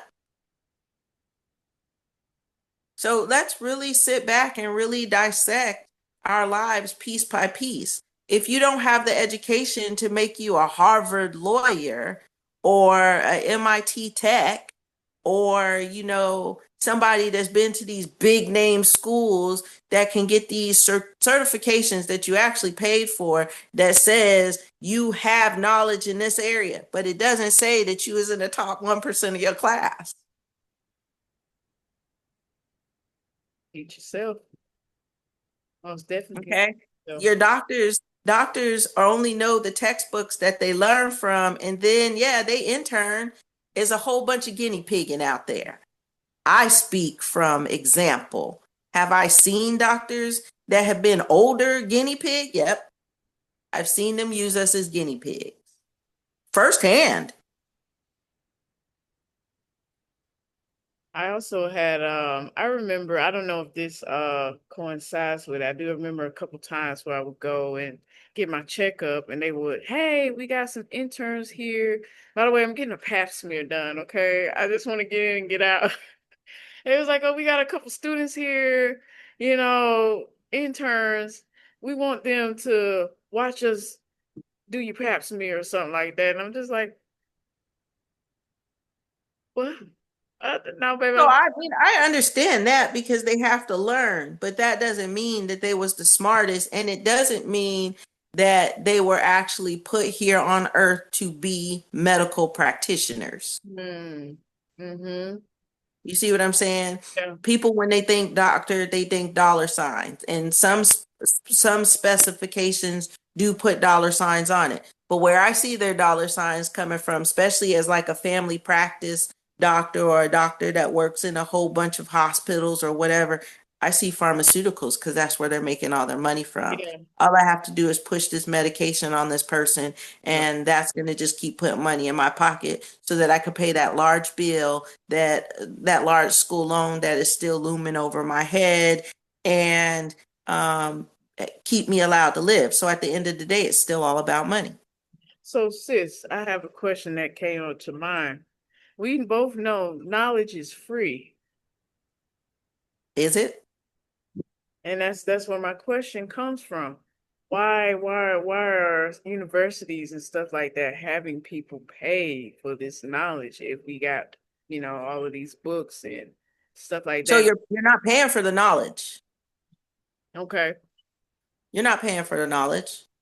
You're paying for the name of Cool. that society to Okay. be on that piece of paper that says you're worth it. The Mm, larger the name, mm, the more money it costs to go to the school, the mm, more weight the paper holds. But that does not mean that you was a stellar person at that school. true. That is true. Uh, That's definitely true, sis. I You see would what I'm to ask that because I was like, I thought they said knowledge is free, but people out here paying for schools, and you got people left and right. They got buku loans, student loans and stuff like that. So that makes a lot of sense. So the understanding Harvard was knowledge was never free. okay. So you have people who have third grade educations that had to drop out of school. This is back in the day. It might still happen. I don't know. I'm not versed in that right now. But I'm gonna say if it happened then, there's a chance that it's still happening now. Just maybe not in as large quantities as it was back then. And that's because people needed their kids to go to work. Why did they need their kids to go to work? Because they needed their kids to make money. Why did they need their kids to make money? Because they needed their kids to now this is where it gets tricky. If dad is working and the kids is working, the mom's at home. Okay. If dad is not present and mom is working, there still needs to be more income coming in. So the more people who can bring in money, the more people who can provide for the household because we need the household to be provided for. Right. Okay. That's as deep as I want to go with that situation. And so knowledge knowledge is power. Wisdom and knowledge is power, but you got to know which one is which, right?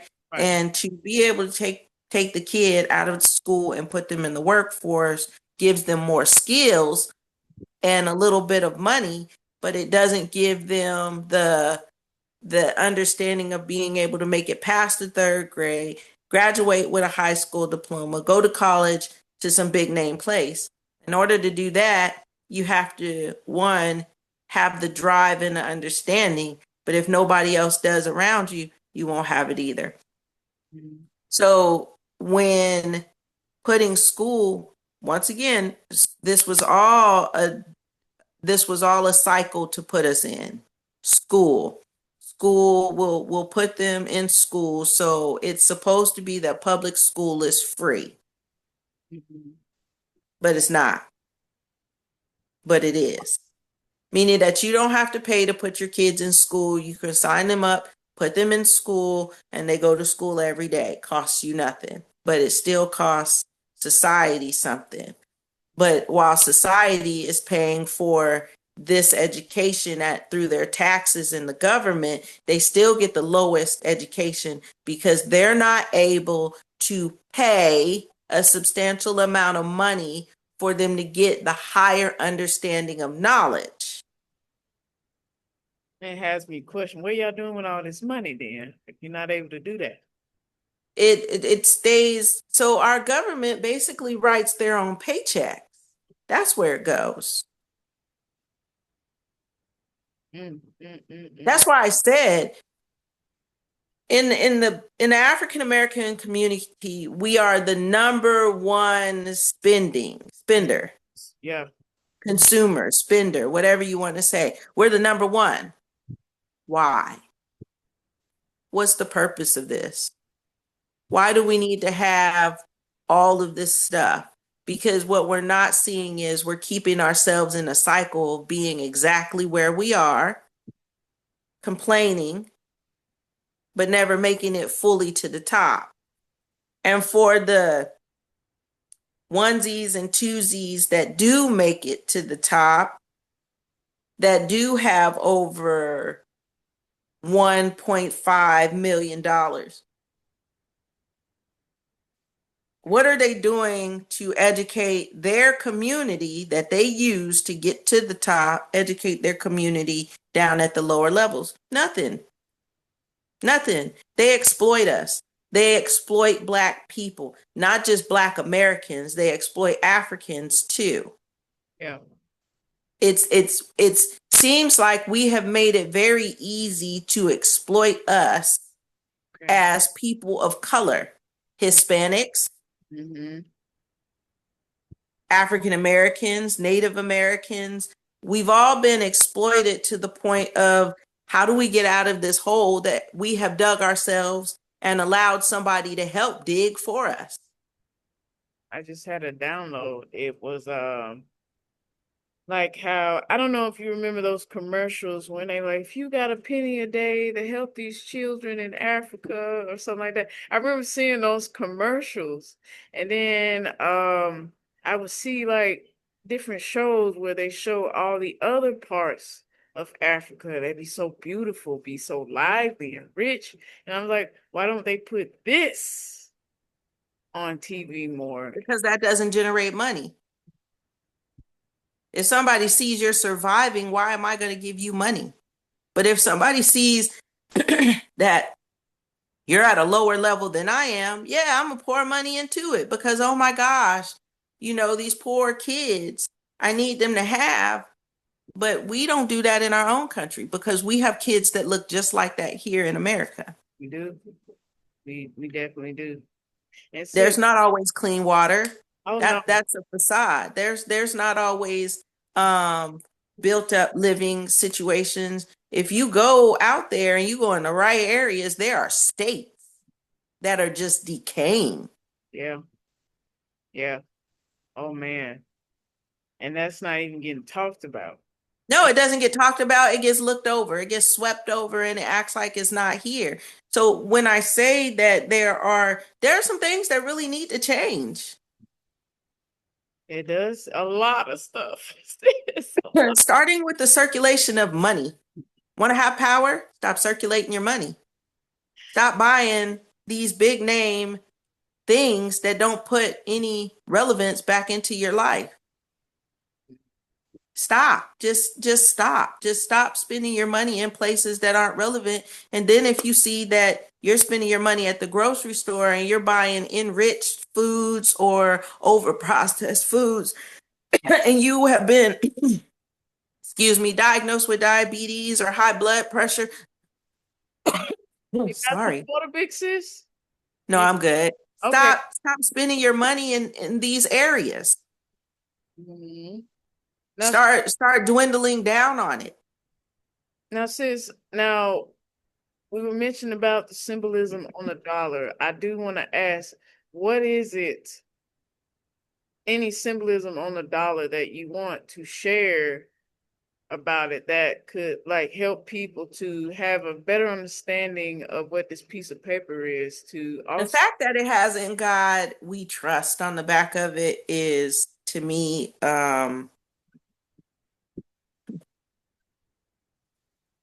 enough said. Enough said. It has "In God We Trust" on it, but that dollar sees the most destruction.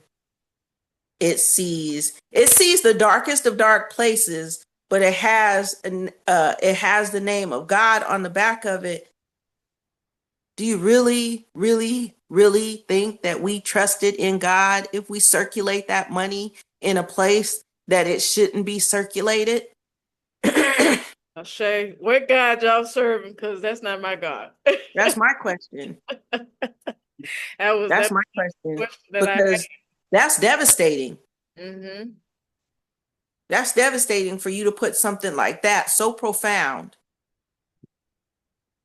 but it sees some of the most perverted, over twisted, dark and demented places.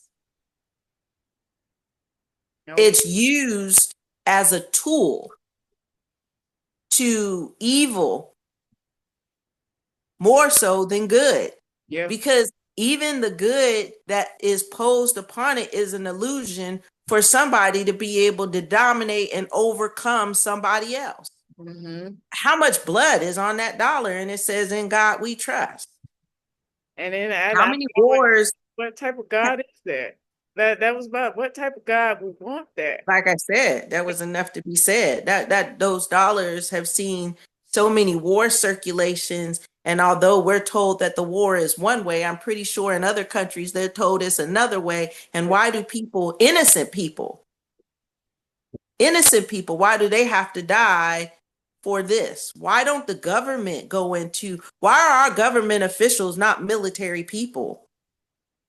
Why have they not served boots in the uniform? Why have they not been in wars? Why has it always been that our government officials have started slavery and ended slavery? You did both. You did both. So the one who wrote and signed his name to end slavery, I'm sorry, I don't give you any more um, gratification than I do anything else, because there's always, for some reason, a hidden agenda behind the situation. Mm-hmm. Now, Shay. So that what is my question is what is the hidden agenda behind "In God We Trust" on our money? That's a good question. I'll write that down for myself. In God We Trust. Man, the hypocrisy right there, blatant in the face, Ooh, just right there.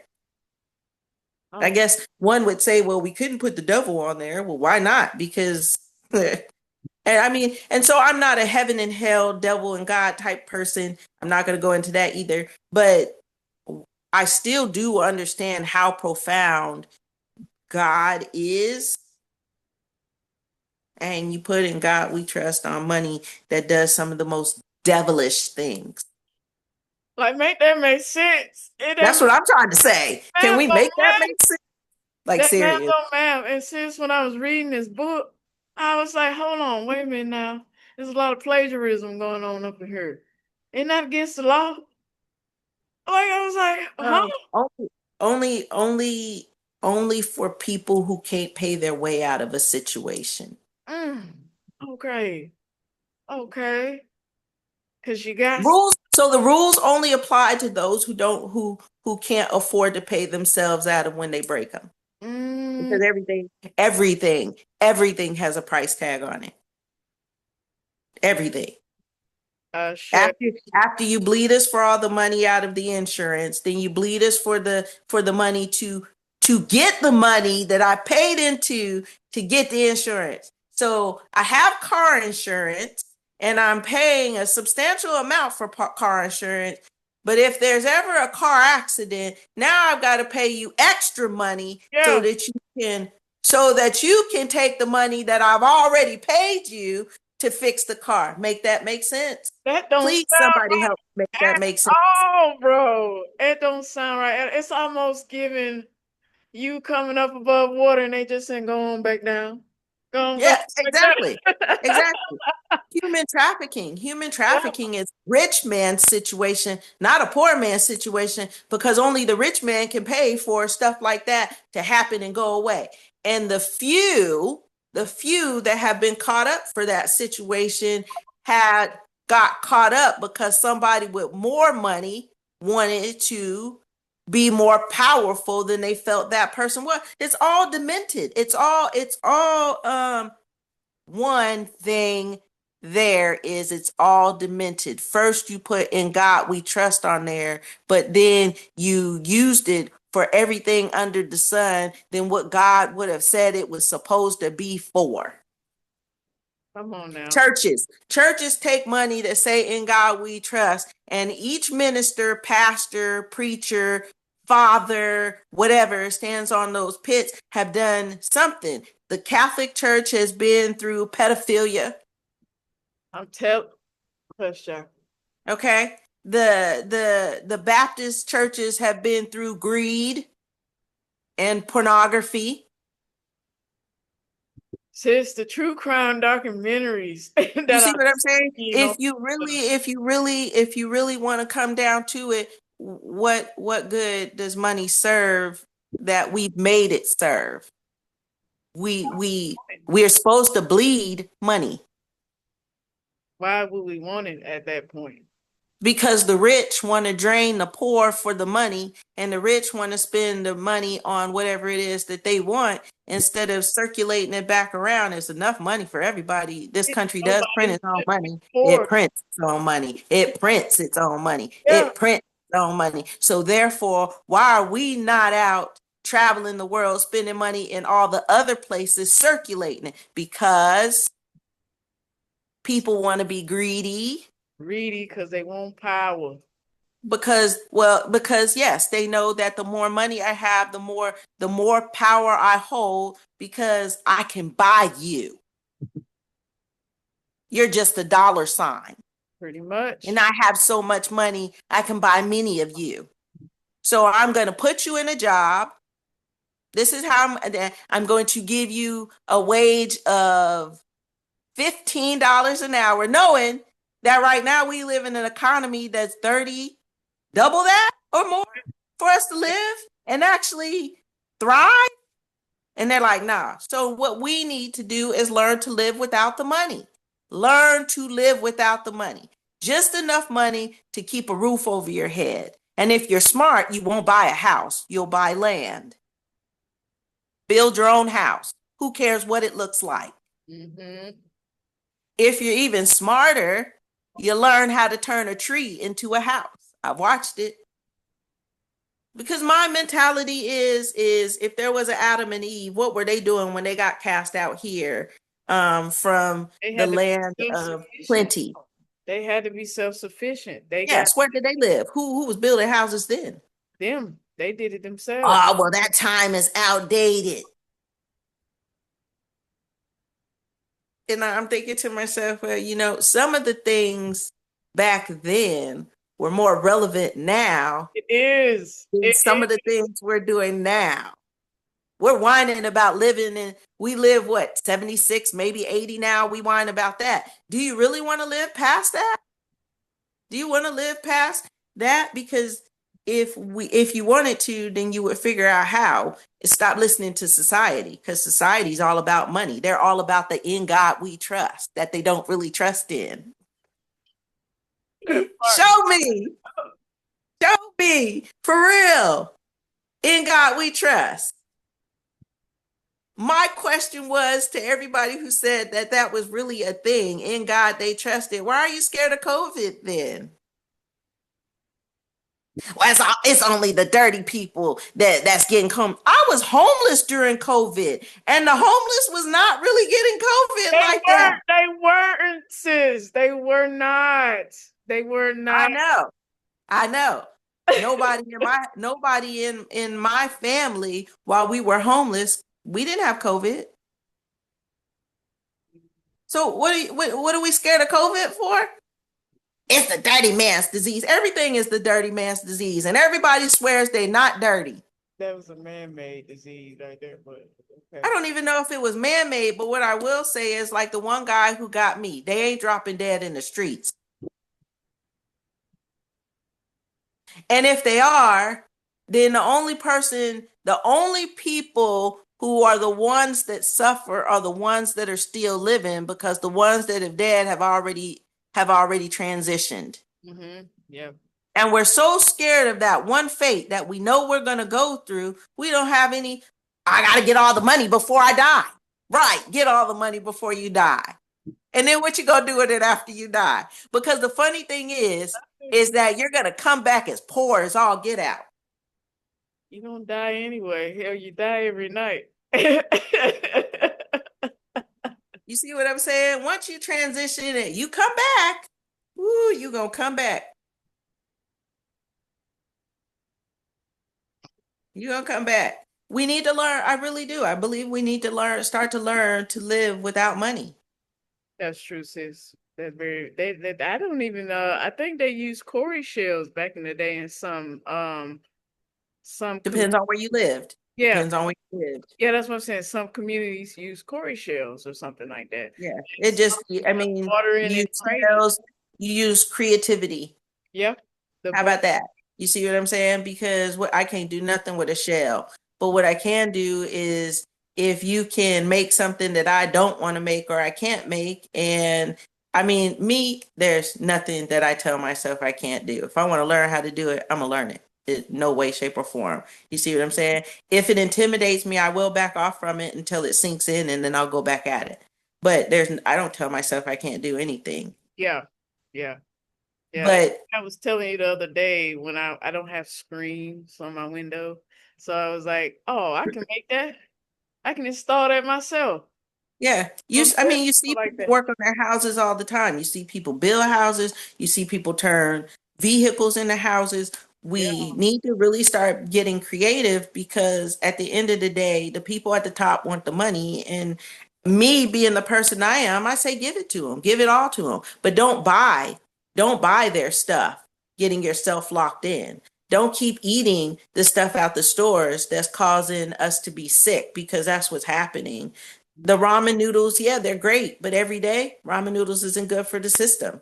It's it's a whole bunch of dried sugars and carbohydrates that yes, our body does need the carbohydrates, but not in the excess that they say because we don't move in that excess like that. Yeah. That pyramid that says carbohydrates should be the largest part of our understanding is for people who was out moving all day, every day,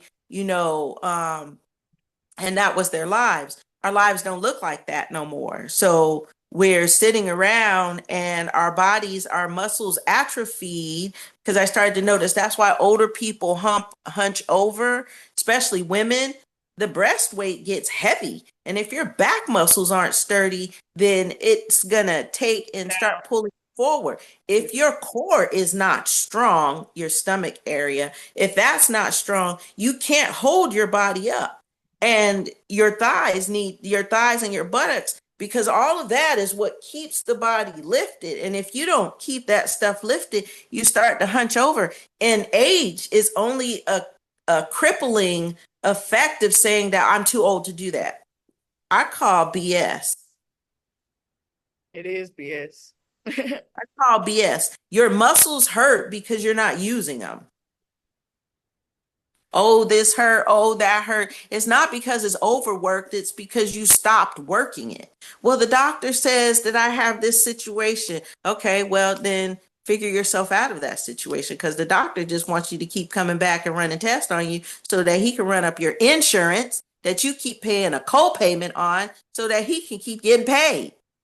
And that goes back to them believing that their body can heal itself also. It just wasn't something that was taught. So you have to understand most people are programmed into what belief is and what they can and what they can't do. We've been pulled away from the human beings that we were put here to be and became a watered down version of a human being that we think is human.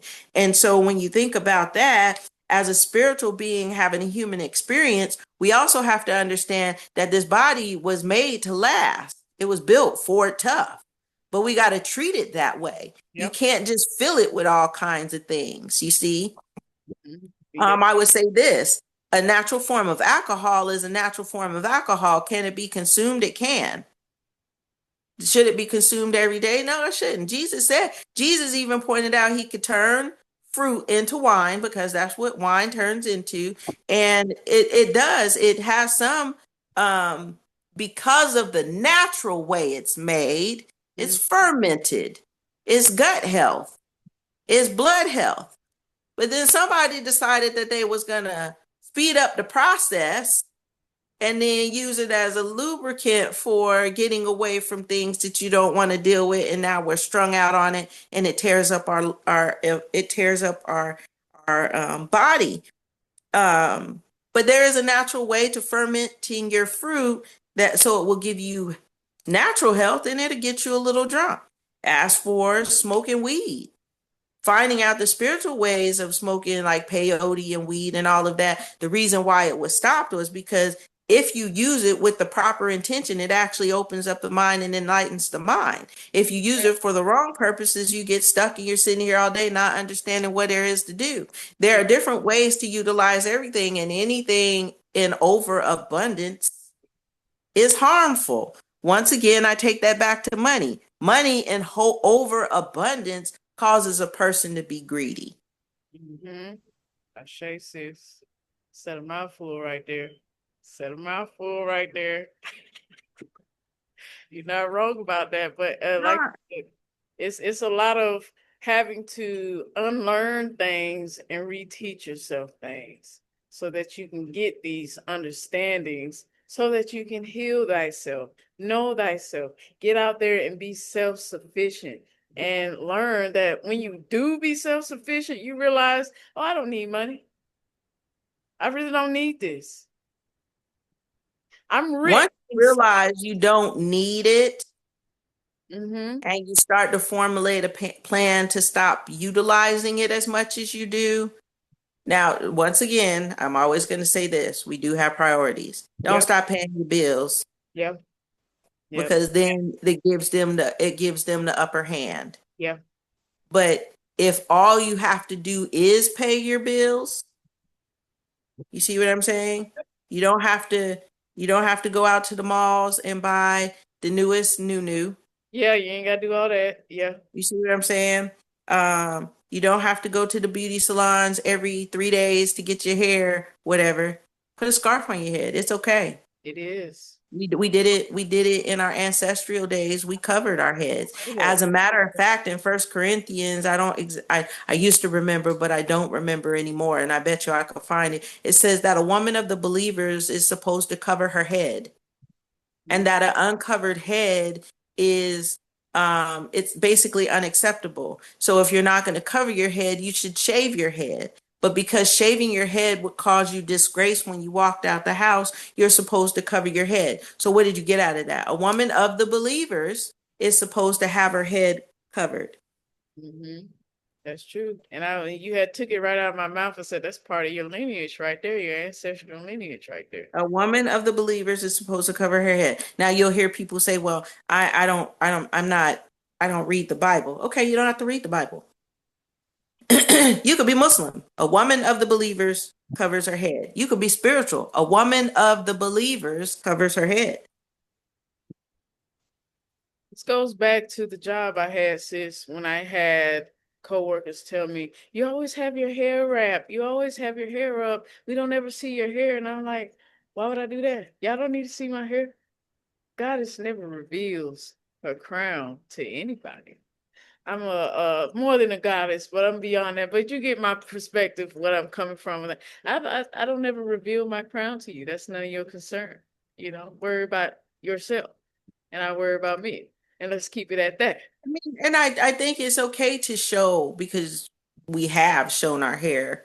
Yeah. Um, but what I'm saying is that these are some things that we should think about going back to so that we can push ourselves forward, not as a, excuse me, materialistic situation. Not as a who's got the newest cell phone, the newest technology, the newest this, the newest that. And I know as Aquarius, they say we're supposed to be tech innovative, but it's not about that. Yeah. It's about Yeah. finding and letting our spirits grow so that telephones aren't a thing we need. Communication through the ether is what we need. That is the type of stuff. Telepathic understanding Yeah. that it happens. We can do it. We can have a connection to somebody so strong that we can enforce telepathy. But because we sat in front of a television and we let them tell us what is reality and what's fake, the mind is not able to decipher the two. And now we tell ourselves that this is just something that's made up and it's not something that's real. But when do we start to look at fantasy and say that there has to be some reality to it?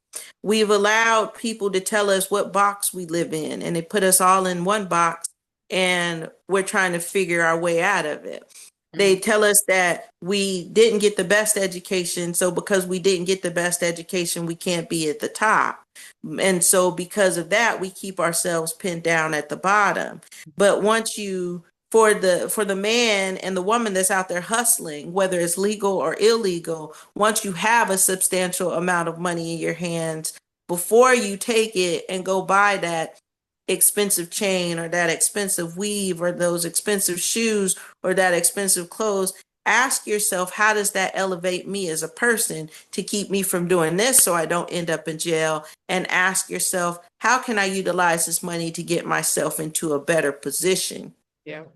And get out of that poverty-stricken mindset. Yes. You shouldn't be walking around with a house note around your neck if you live in a situation where somebody's giving you breadcrumbs. It's true. That's definitely true. Okay. And I understand that that's not what you're taught and that's not what we see in society, but it's time for us to wise up and say that this has to change. If I only got two nickels to rub together, how do I rub these two nickels together to put a fire back here so that I can so that I can light up this little makeshift grill so that I can put some bell peppers and some mushrooms and some green beans and some vegetables out of this garden that I built and feed my kids that way. Is it unhealthy? No, it's not. Not. Because it said in the Bible that God provided manna, and nobody in this world really knows what manna is, although we're still trying to figure it out. He provided manna for the people of Moses's time to eat when they had nothing to eat at all. And with that one white substance, they made so much out of it for them to be able to eat, and they weren't dying of cancer in that sun, and they weren't dying of um diabetes or liver problems or kidney problems or getting any amputations. They were dying from natural causes, undiagnosed, because they're who's going to tell you when your expiration date is, because nobody knows. Yep. That's true. So with that manna, which was coming out of the sky, and we still don't know what it was, they were eating off of that, and it wasn't bread, and it wasn't noodles made from this. I still trip out over this, from gluten allergies that people have, when Gen X only knows. I mean, I don't know who in Gen X doesn't know how to eat wheat bread.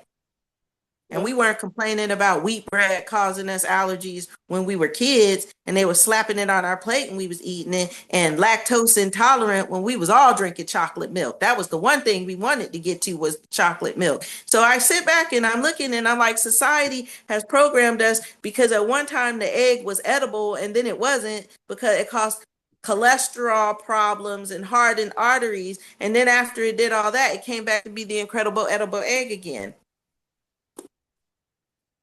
Math ain't mathing, baby.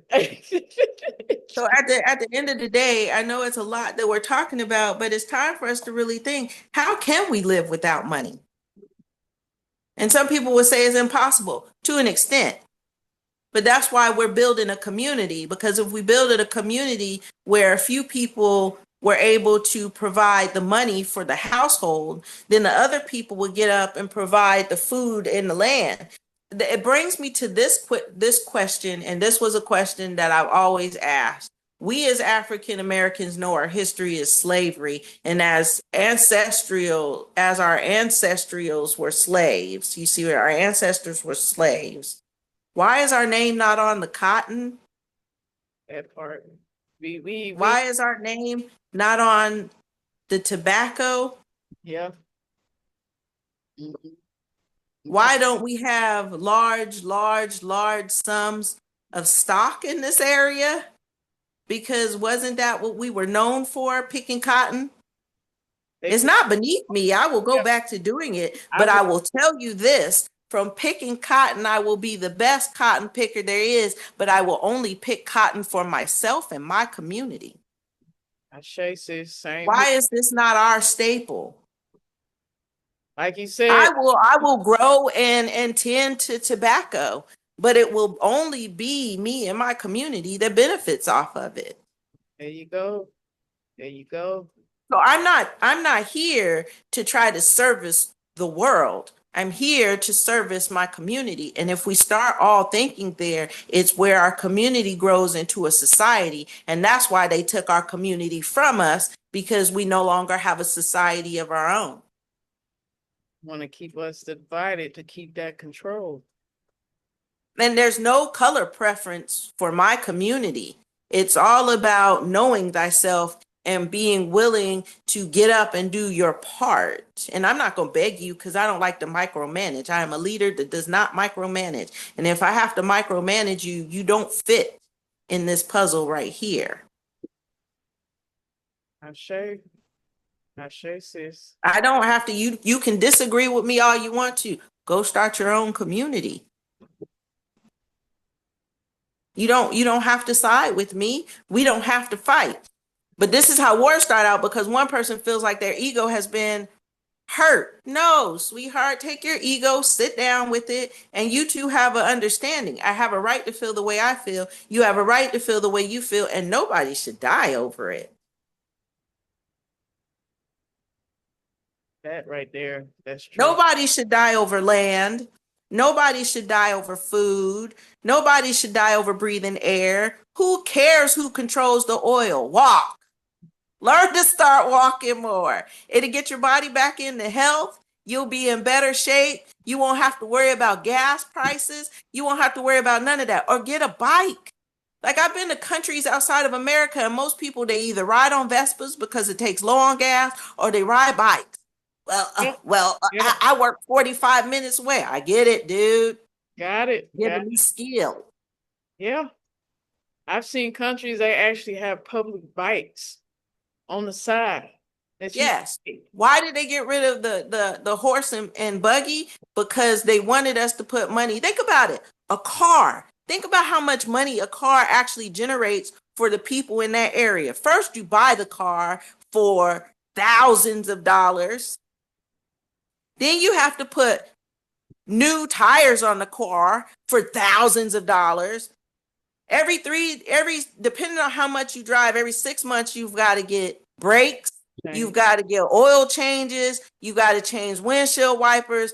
And don't live in a state like we live in where everybody's windshield is cracked, because to get the insurance to pay for that, then you need the insurance. You have to come up with a deductible just so they can send somebody out so that they can pay. You don't pay $500 for a $600 process. You had to pay them your deductible $500. To actually replace the window is like $600. So you don't pay $5 and they paid $100. And all they do is take that money and play it on the stock market, get more money, put it in their pocket, and give you the leftovers. And whatever they gambled, because the stock market is a gamble, whatever they gambled off and lost, that's just your loss. You just don't get that money. And if you got into a car accident during that time frame, then at that point, guess what happens? Now your deductible is this, or they done raised your insurance. Why they raise my insurance? I haven't had a ticket in 20 years. I haven't gotten in a car accident in such and such year. They raised my insurance because they're playing the stock market with our money.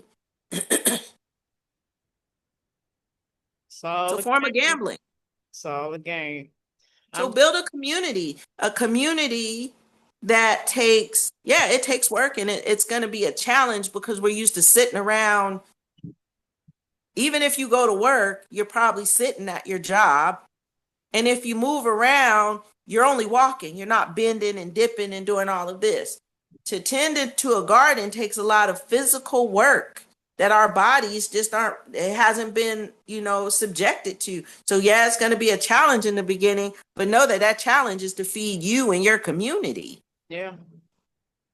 You enhance your knowledge too. And what's great is once you start growing food, it replenishes itself. You take the seeds from it, you put it back in the ground, and next year you got even more food. Well, what if there's a drought? Then there's a drought. Bring your food inside the house. Grow it. Yeah. You see what I'm saying? Bring your food inside the house and grow it. If it's not raining outside, the water still comes out the pump. That's why I say don't stop paying your bills. It's all a game of Monopoly. It really is. Monopoly, that's all. Relinquish the money back to those that are greedy and start to live with as least money as you can. When you learn to live with the lowest amount of money, then you start to find out things about you. We don't have to commit crime. We shouldn't have to steal. We shouldn't have to sell drugs to people in our community so that we can make ends meet, so that we can pay bills and go get a fancy car. No one should be poor. in my No, the word poor is subjective. Yeah, no one should be in poverty or anything. We should be able to feed ourselves. Yeah. We shouldn't be trying to wear the latest new clothes. I love how you see what I'm saying? Now I am going to say this because this happened to me the other day. I get it. Sometimes we can't learn to sew. Get a needle and thread, because my man's came yesterday with a big old hole in his pants and no drawers on. Yeah, it happens. It happens. No. I'm just not judging, sis. That's all. That's why I said it happens. I'm just not judging. So what we need to do is take the time to be accountable for self and understand that all the material in the world does not make you rich. All the money in the world makes you a rich man with a pathetic life. Yeah. Because anytime you've got to take billions of dollars to buy people so that you can torture for your own pleasure, you have a pathetic life. And that's not a life that I want to live. You're very weak-minded individual in that I aspect. get it. We all have twisted, warped understandings. But when you start twisting it to the point where you're twisting it because you want to be rich and famous and in the limelight of the people, we've got to stop condoning this. When do we say that this is enough? I've seen enough Black people on TV to say, I've already been validated. You could take them all off of TV. It doesn't take my color away from me. And then you're showing them with straight blonde hair and or I get it, but show Black people in their Blackness, not in their lowest. We as Black people should stop exploiting the poverty level of us as Black people, although we've all seen or tasted a bit of it. And even if we haven't, we don't need to exploit ourselves because of the levels that we live at. There shouldn't be prostitution going on. A woman shouldn't have to struggle to feed her kids. What she should be doing is being understanding that don't have all these kids by men that were raised by women who didn't know how to raise them to be men. Wait for him to come into himself. Well, sis, I do feel sometimes at some moments, some of those women, they're not okay with being by themselves. Do you think that is I know that to be true. Yeah. Okay. Okay. I know that to be true. For some reason, we're in so there are some jobs where they're male dominant and not female dominant, and the females are pushing around. I'm not in competition for no man. It's true. Yeah. And you shouldn't be in competition for any woman. What you should be looking for is authentic. Is this woman going to really hold me down when I need her to? And can I really hold her down when I need to? Now it seems like they're looking for that dime piece. I want a trophy figure. And then they get her, but then they find she can't cook, she can't clean, she can't this. I had somebody tell me, you don't seem like the woman that would cook and clean. Are you serious? I want to cook everything from scratch. I'm that woman who wants to get in the kitchen and make her own bread. I want my kids, my loved ones, to taste love in the food that I'm giving to them. I would love to make my own pastas. I would love that's my joy, to be in the kitchen all day and to be able to create things, because one, the gratification from it is quick. Once it's over with, all you have to do is sit and watch people eat. That's it. And just, yeah. And that's some stuff I know how to do too. If I could grow the food and put all the love into those vegetables and those and whatever it is that I'm growing, so that I can because I can tell the water that I love it and vibrationally put it in there, and then water my vegetables with loved water and understood water, and then on top of that, put take that out the garden and then put it in a kitchen where there's love and care. And when I put that plate in front of you, it screams love. That's the highest vibration ever known. And that's what people want, is love. It's not money. There's no love in money. None. None. No love in money at all. And when Black people look at money, the first thing they should see is each one of them presidents that had us enslaved is on each one of them dollars. Oh yeah. And slavery. But we feed drugs to our own communities for those very presidents that made sure that our ancestors was in chains. And we're spending this money like there's no tomorrow. Make that make sense. It don't. That math don't math, sis. Make that make sense. Each one of the presidents who had slaves is on that money that we keep spending like water. And on the back of it says, "In God we trust," which is the most hypocritical thing that one could. I mean, would you put that across your forehead? Because Okay. I will be the one to actually challenge you. How much do you trust God? Do you know God yourself? I'm not even going to ask you, do you know him? I'm I, going to ask you, how much do you really trust him? Because when COVID came around, that's when I seen everybody's lack of trust. oh yeah. Oh yeah. Yeah, that's definitely true. Hmm. That's even with somebody, a person that has like a uncurable disease. Moment they find out that this person has an uncurable disease. Oh, don't touch me. I don't want to be near you. Don't breathe my air. And I'm like, bro, calm down. Like, I've already been around that. We'll talk about my medical journeys with some of my daughters later. But I do know that Dr. Joe Dispenza wrote a book on how to be superhuman. And if you really want to learn about healing the body and you read Dr. Joe Dispenza, he has some other books too. I just don't know them off the top of my head, but there are some books out there. I haven't read it all, but that'll be a good place for you to start to see if it resonates with you healing your own body and understanding there.